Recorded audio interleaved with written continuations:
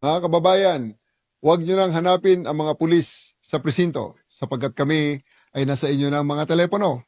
Dial 911, darating kami sa loob ng 5 minuto. Lilingkod sa bawat Pilipino at magbibigay ng tamang impormasyon para sa tahimik at maayos na Pilipinas. Police News Network, alagad ng batas, tagapagtaguyod ng balitang pulis, sandigan ng mamamayan, patnubay ng katotohanan. Makampo Krame, maghahatid ng pinakahuling kaganapan at nagbabagang balita. Ito ang PNN Police News Network. At ngayon, ang inyong mga tagapagbalita. Araw bagong Pilipinas, kami ang inyong alagad ng batas, tagataguyod ng Balitang Pulis, Police Captain Nomer Macaraig. At Patrolwoman Reyna Joyce Delire mula naman sa Southern Police District. Maghahatid sa inyo ng tamang balita, kwento ng pulis at serbisyo para sa mamamayan. At ito ang PNP News Online. Ang pangunahing balita ng Police News Network, alagad ng batas, tagataguyod ng Balitang Pulis.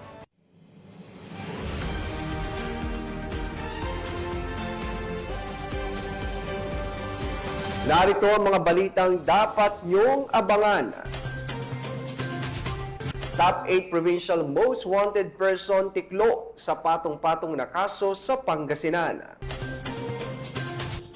Lalaki nahulian ng baril at bala na walang kaukulang dokumento sa San Mateo, Rizal. Higit 200,000 pisong halaga ng iligal na droga na sabat sa General Santos City.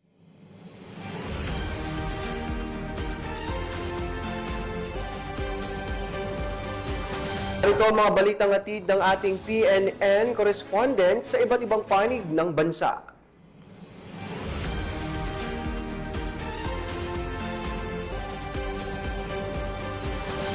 Simulan natin ang balita mula sa bahagi ng Luzon.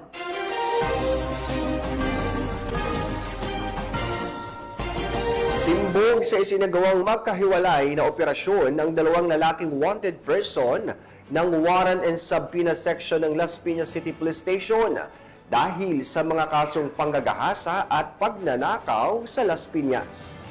Ipinapakita nito ang gumagana ang sistema ng batas at may ginagawa ang mga otoridad upang panagutin ang may mga kasalanan. Ang paghuli sa mga taong may kasong panggagahasa at pagnanakaw ay nagbibigay ng pag-asa sa mga biktima na makamit nila ang hustisya. Patrolwoman Meritoni Veva sa ulat.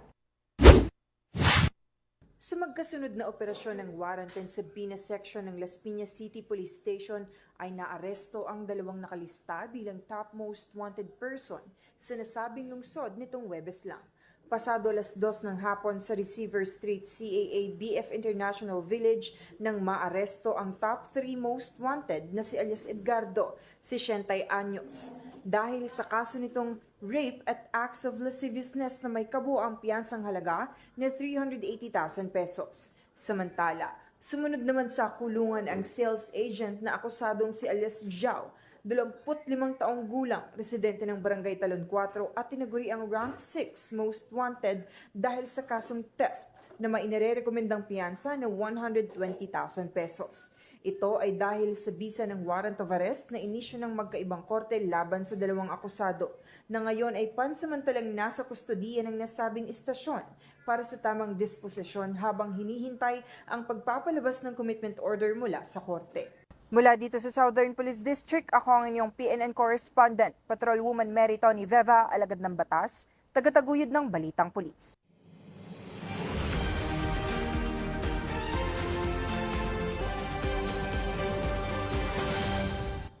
Nasa kote sa sinagawang operasyon ng Station Drug Enforcement Unit ang isang lalaki na nakuhanan ng mahigit 300,000 pisong halaga ng hinihinalang shabu at nahaharap sa kasong Republic Act 9165 o Comprehensive Dangerous Drugs Act of 2002 sa Barangay Nibuan, Malabon City. Ang balitang hatid ni Patrolwoman Glazel Ana Esperanza. Naaresto ng mga operatiba ng Station Drug Enforcement Unit ng Malabon City Police Station ang isang bagong tukoy na high-value individual na hinihinalang tulak ng illegal na droga sa isinagawang bypass operation sa barangay Niyugan, Malabon City. Kinilala ang suspect na si alias Jessril, 36 anyos. Sa ikinasang operasyon, isang posture buyer ang nakipagtransaksyon sa suspect na nagresulta sa kanyang pagkakadakip. Nakumpiska sa kanyang 6 na sachet na naglalaman ng hinihinalang shabu na may bigat na 54 grams at nagkakahalaga ng 367,200 pesos batay sa standard drug price.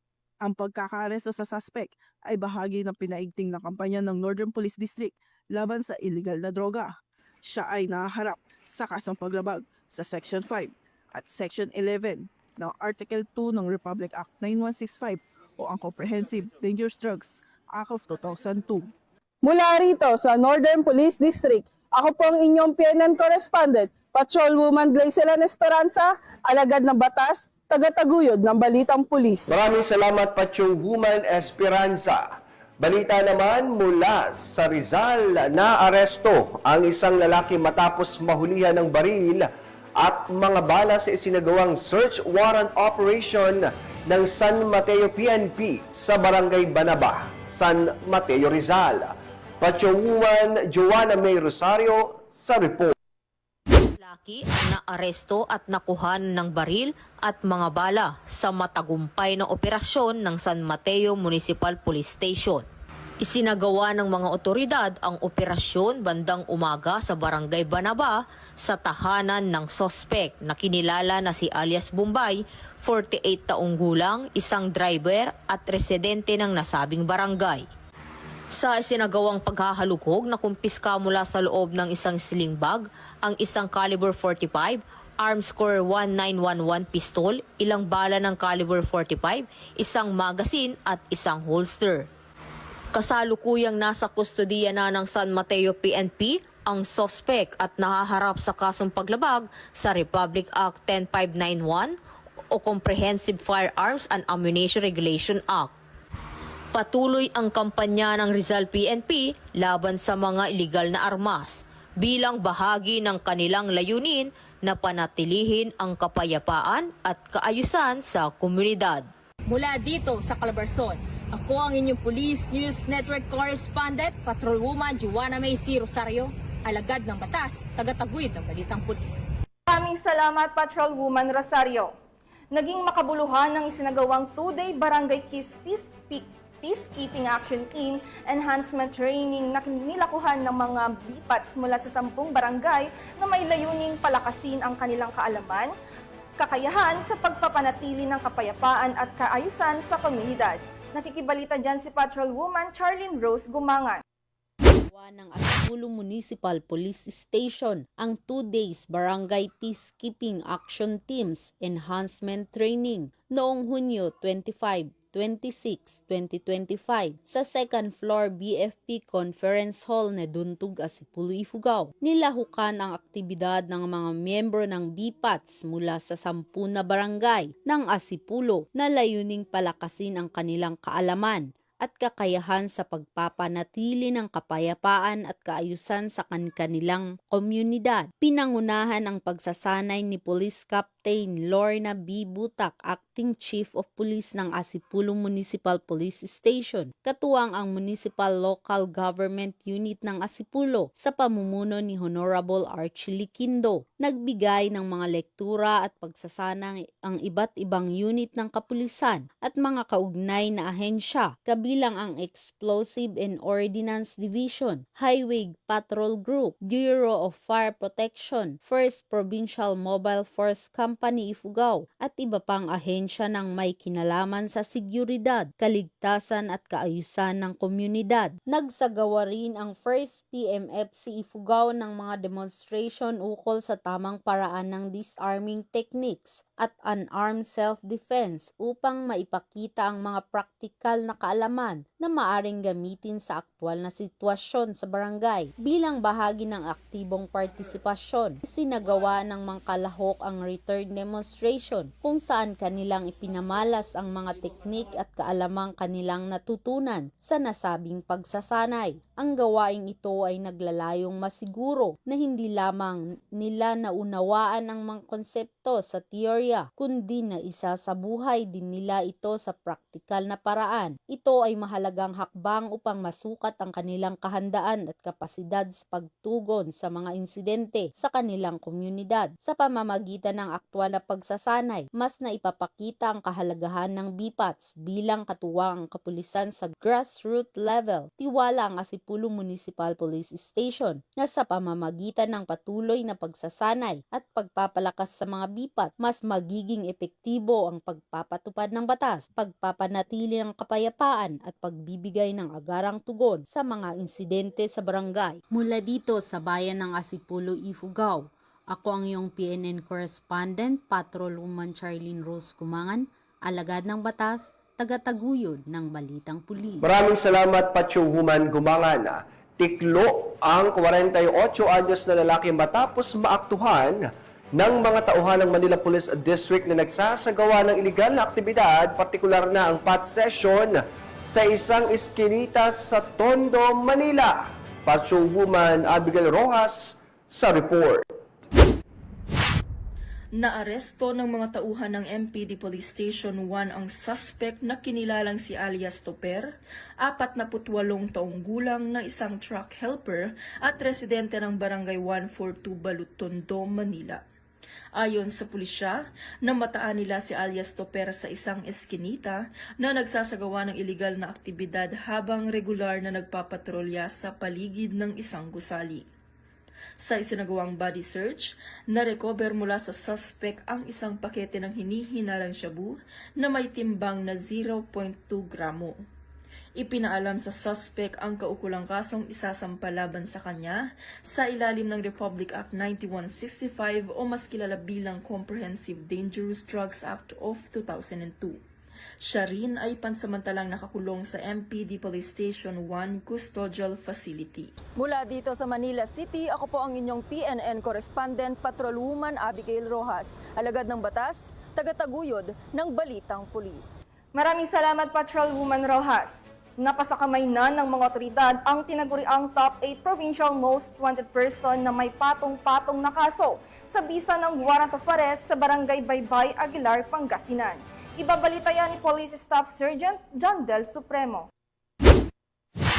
Naaresto ng Aguilar PNP ang isang itinuturing na top 8 most wanted person provincial level at top 1 sa municipal level sa Barangay Baybay, Aguilar, Pangasinan noong 25 taong 2025.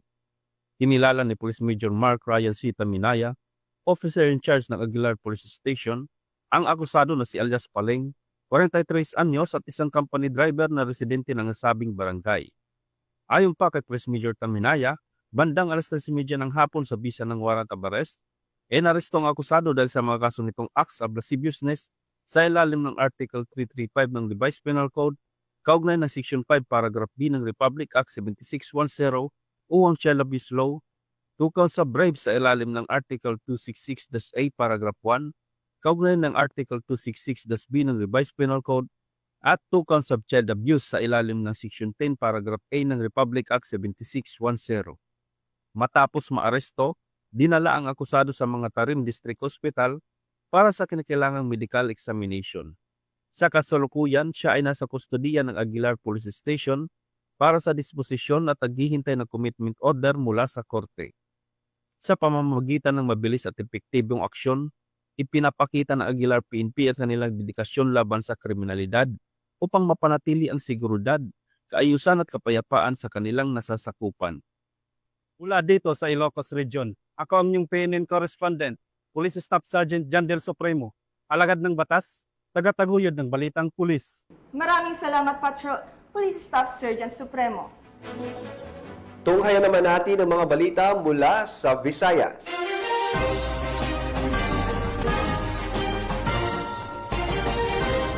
pinaigting na kampanya kontra iligal na droga, matagumpay na nadakip ng mga otoridad ang mag-live-in partner na di umano'y kamag-anak ng isang kilalang miyembro ng Abantaw Group na pinaniwala ang pinagmumulan ng supply ng iligal na droga sa Barangay Kalaparan, Arevalo, Iloilo.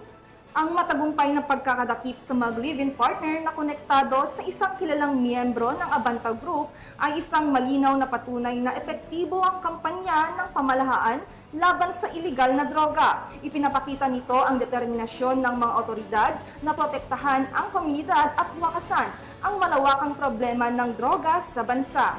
Patrolwoman Ledilyn Bangason sa balita. Tagumpay na nakip ng Iloilo City Drug Enforcement Unit ay isang mag-live-in partner sa isinagawang bypass operation sa Barangay Kalaparan, Arevalo, Iloilo nito lamang ika-26 ng Hunyo taong kasalukuyan. Kinilala ang mga sospek na sina alias Beverly, 31 taong gulang, at alias Lloyd, 32 taong gulang.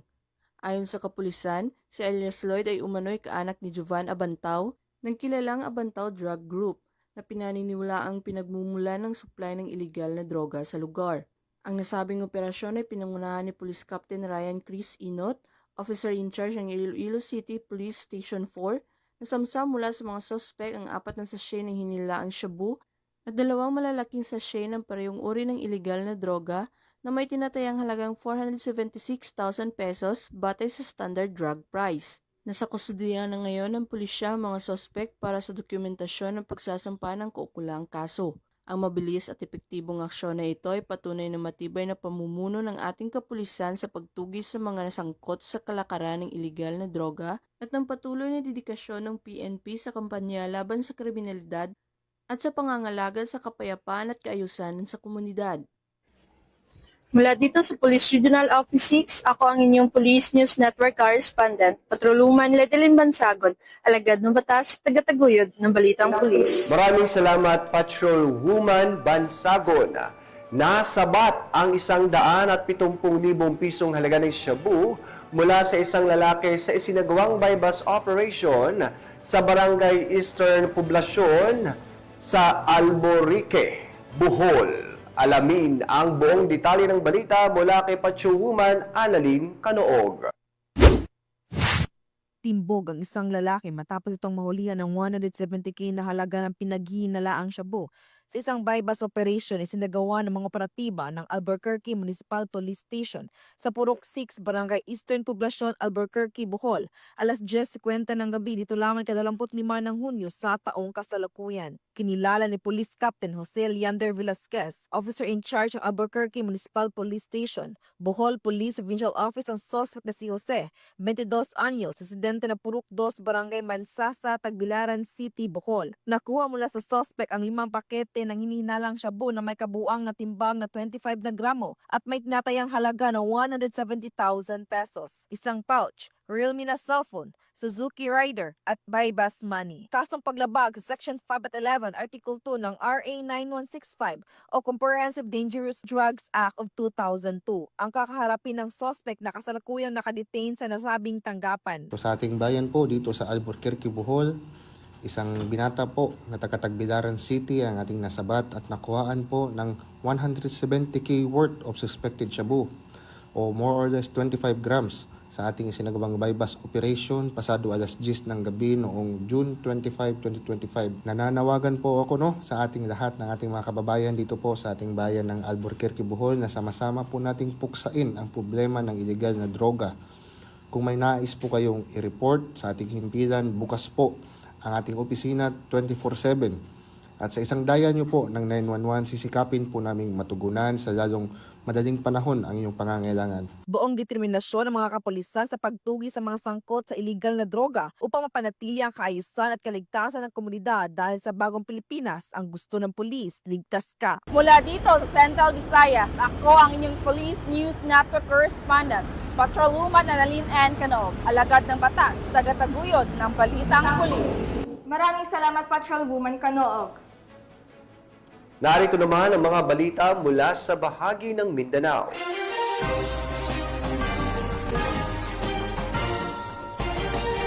Abot sa 200,000 pisong halaga ng shabu ang nasabat ng mga otoridad mula sa isang lalaki sa isinagawang search warrant operation sa Panabo City. Ang mga ganitong tagumpay ay nagbibigay ng lakas ng loob at pag-asa sa mga mamamayan na mayroong mga otoridad na tunay na nagmamalasakit sa kanilang kapakanan at kaligtasan sa huli. Ang ganitong mga aksyon ay nakatutulong upang mas mapanatili ang kapayapaan at kaayusan sa lungsod. Ang buong detalye ng report mula kay Patrolwoman Reyna Rose Desipulo. Tayang 200,000 ang halaga ng hinihinalang shabu ang nakumpiska ng mga otoridad mula sa isang lalaki na kinilalang si alias Regan, 32 anyos, sa isinagawang operasyon noong Hunyo 25 taong kasalukuyan sa Purok 2, Dusil Village, Barangay New Visayas, Panabo City. Ang operasyon ay naisagawa sa bisa ng search warrant para sa paglabag sa Republic Act 9165 o Comprehensive Dangerous Drugs Act of 2002, RA 10591 Comprehensive Firearm and Ammunition Regulation Act, at robbery with violence against or intimidation of person. Pinangunahan ito ng mga operatiba ng Panabo City Police Station, katuwang ang 2nd Davao Norte Provincial Mobile Force Company, Provincial Intelligence Detective Management Unit, Provincial Intelligence Unit, at sa koordinasyon ng Philippine Drug Enforcement Agency. Kabilang sa mga nasamsam na ebidensya ang humigit 200,000 pesos na shabu, isang caliber revolver na may inirekomendang piyansa na nagkakalagang 120,000 pesos at robbery with violence against or intimidation of persons na may inirekomendang piyansa din na nagkakalagang 60,000 pesos. Ayon kay Police Lieutenant Colonel Dexter R. Cuevas, officer in charge ng Panabo City Police Station, ang pagkakahuli kay Regan ay isang malaking hakbang sa pagpigil at pagkalat ng iligal na droga sa Panabo City at isang patunay na walang ligtas na lugar para sa mga sangkot sa ganitong uri ng krimen. Mula dito sa Davao del Norte Police Provincial Office, ako ang inyong PNN correspondent, Patrolwoman Reyna Rose Disipulo, alagad ng batas, tagataguyod ng Balitang Pulis. Maraming salamat, Patrolwoman Disipulo. At dahil sa tuloy-tuloy na anti-illegal drug operation ng PNP, timbog ang isang individual matapos makumpiskahan ng mahigit 200,000 pisong halaga ng droga sa ikinasang anti-illegal drug operation sa General Santos City. Yan ang tinutukang balita ni Patrolwoman Jovelyn Dodoso. Mga otoridad ang tinatayang 215,288 pesos halaga ng shabu mula sa isang lalaki sa isang anti-drug operation na isinagawa sa Purok Bajau Village, Barangay Bawing, General Santos City. Ang operasyon ay naisagawa sa bisa ng search warrant laban kay alias Pandak, 41 anyos, may asawa, para sa kasong paglabag sa Republic Act 9165 o Comprehensive Dangerous Drugs Act of 2002. Pinangunahan ng Police Station 5 General Santos City Police Office, katuwang ang CMFC SWAT at PDEA 12 ang operasyon. Nasamsam mula sa sospek ang humigit kumulang 31.66 gramo ng hinihinalang shabu na may tinatayang street value na 215,288 pesos at iba pang non-drug evidence. Hinihikayat din ang publiko na makipagtulungan sa mga otoridad para sa isang ligtas at mapayapang komunidad. Mula dito sa General Santos City, ako ang inyong Police News Network correspondent, Patrolwoman Jovelyn Dodoso, alagad ng batas, tagataguyod ng Balitang Pulis. Maraming salamat, Patrolwoman Dodoso. Naging matagumpay ang pagtatapos ng Public Safety Basic Recruit Course Class 2024-01 Bagsik Diwa sa isang graduation ceremony na ginanap sa Camp Brigadier General sa Lipad at Cape Pendatun, Parang, Maguindanao del Norte. Narito ang magandang balita mula kay Patrolwoman Maricris Algabre. Naging matagumpay ang isinagawang Public Safety Police Basic Recruit Course Batch 2024-01 Class Alpha to Echo Bagsik Diwa Graduation Ceremony sa pamumuno ni Police Brigadier General Jason C. D. Guzman, Probar Regional Director sa Camp Brigadier General sa Lipada kay Pindaton, Parang, Maguindanao del Norte. Nito lamang ika-26 ng Hunyo taong kasalukuyan. Dumalo sa naturang seremonya si Police Major General West Raimundo D. Obenque, Director ng National Police Training Institute na nagsilbing panauhing pandangal. May kabuuang 252 ang nagsipagtapos na kinatawan ng 34 na kababaihan at 218 na kalalakihan. Binigyang parangal din ang top 1 hanggang top 3 na nakakuha ng matataas na marka sa buong klase at leadership award naman sa class battalion commander. Labis naman ang tuwa ng bawat pamilya ng nagsipagtapos sa bagong karangalan na napagtagumpayan ng kanilang mga mahal sa buhay. Ipinahayag naman ni Police Major General Obenque ang kanyang mainit na pagbati sa mga nagsipagtapos at sa kanilang mga pamilya. Pinayuhan din niya ang mga ito na laging itaguyod ang pangunahing gampanin bilang isang kasapi ng Philippine National Police at palaging maglingkod ng may integridad, karangalan at katarungan. Mula rito sa Rio ng Bangsamoro, ako ang inyong Police News Network Correspondent, Patrolwoman Maricris Algabre, alagad ng batas, tagataguyod ng balitang pulis. Maraming salamat, Patrolwoman Algabre. At yan ang mga balitang nakalap ng ating PNN correspondents mula Luzon, Visayas at Mindanao. At sa ngalan po ng pamunuan ng Philippine National Police sa pangunguna ni PNP Chief of Police General Nicolas Torre III at sa pamumuno ni President Ferdinand Bongbong Marcos Jr., kami po'y maglilingkod sa bawat Pilipino at magbibigay ng tama at balanseng balita dahil dito sa bagong Pilipinas, ang gusto ng pulis, ligtas ka.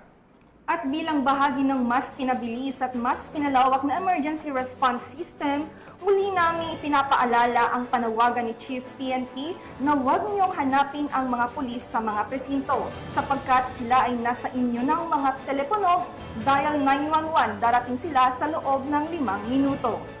Ang 911 ay bukas 24/7, maaaring tawagan kahit walang load at handang tumugon sa anumang uri ng emergency. Ipagbigay alam sa inyong pamilya, kaibigan at komunidad sa panahon ng pangangailangan, 911 ang inyong katuwang. At sa lahat po ng nanonood ng ating PNN, maraming salamat po sa inyong lahat at sa happy founding anniversary po sa PNP Finance Service.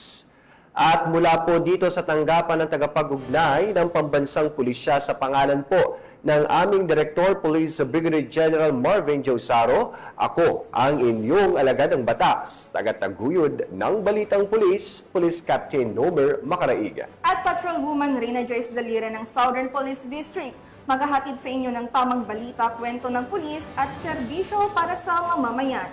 At ito ang PNP News Online. Ang pangunahing balita ng Police News Network.